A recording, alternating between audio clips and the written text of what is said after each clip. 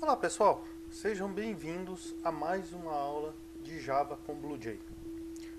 Na aula passada, a gente viu o último dos comandos de repetição indeterminado, que é o comando do. Já tínhamos visto o while e agora vamos ver o comando de repetição determinado. Então isso aqui é para comando de repetição determinada. O comando de repetição for. A sintaxe do comando for ela é dividida em três partes. A primeira parte é a declaração da variável. Então, por exemplo, byte i igual a 0. A segunda parte, a condição i menor do que 10.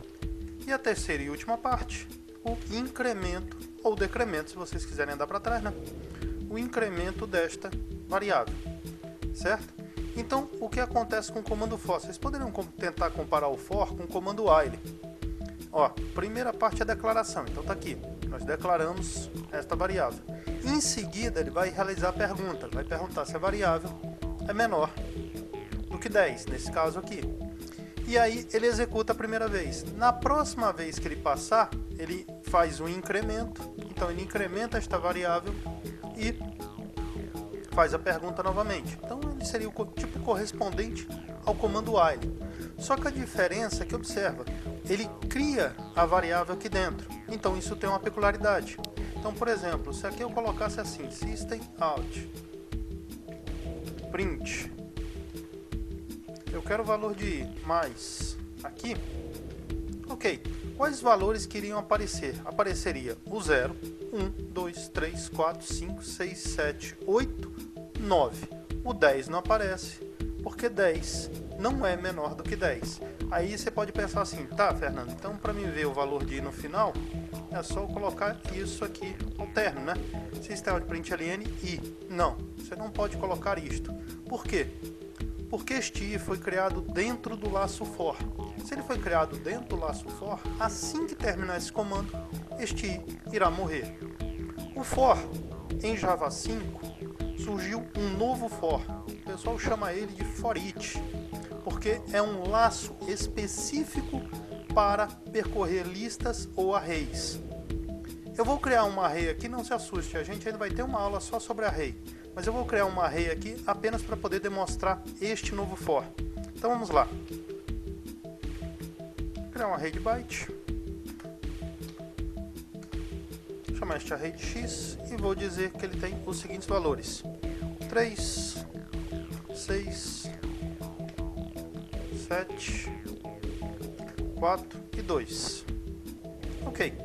Se fôssemos percorrer este array com o for normal, né, o for corrente, seria essa sintaxe daqui. Então, por exemplo, byte z igual a 0.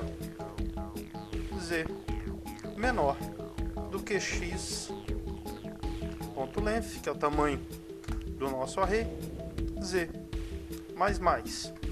Cada elemento eu pegaria da seguinte maneira: system out print o nome do array na posição z. Assim faríamos para poder percorrer e obter os elementos. O novo for, a sintaxe dele é um pouco diferente. Deixa eu subir isso aqui um pouco. Pronto, a sintaxe dele é um pouco diferente. Como é a sintaxe dele? O nosso array é de byte, ok? Então vamos lá. For o tipo do seu array, byte. Vou dizer aqui t. Vou colocar 2.x. Pronto. Agora, toda vez que eu der um system out println t, vou só colocar uma sintaxe parecida. Pronto. Ok. Assim seria a sintaxe do foreach. Então, observa. Cada vez que ele pegar um valor, ele vai como criar uma variável para mim usar. Ou seja, esta variável deve ser do mesmo tipo que é o nosso array. Então, se eu tenho um array de byte, a variável é byte. Se aqui fosse um array de short, esta variável também seria short. Ok? Cuidado, aqui não é um incremento, não existe incremento, ele simplesmente pega cada valor. Então, na primeira passada ele vai usar o valor 3, na segunda passada o valor 6, na próxima passada o 7, o 4 e o 2, ok? Diferente disso aqui, isso aqui a gente está pegando, criando uma variável z, indo ela até o tamanho deste array e incrementando esta variável, ok? E aqui eu pego este valor, certo? Então essa é a diferença. Deixa eu só colocar esse incremento na forma como a gente sabe. Opa. Ok, então esses dois aqui seria o correspondente. Fernando, mas qual a diferença?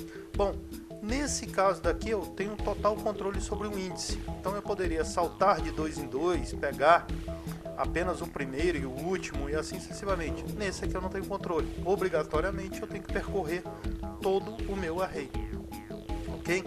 Mas se eu quero percorrer um array ou se eu quero percorrer uma coleção, neste novo for é muito mais prático. Observa que a sintaxe dele, inclusive, é muito mais simples do que o antigo for, certo? Então as pessoas chamam esse novo for aqui de for each, né? Porque em algumas linguagens de programação derivadas do C, como é o caso do Java, existe este comando aqui for each, que permite pesquisa, mas em Java não existe esse comando.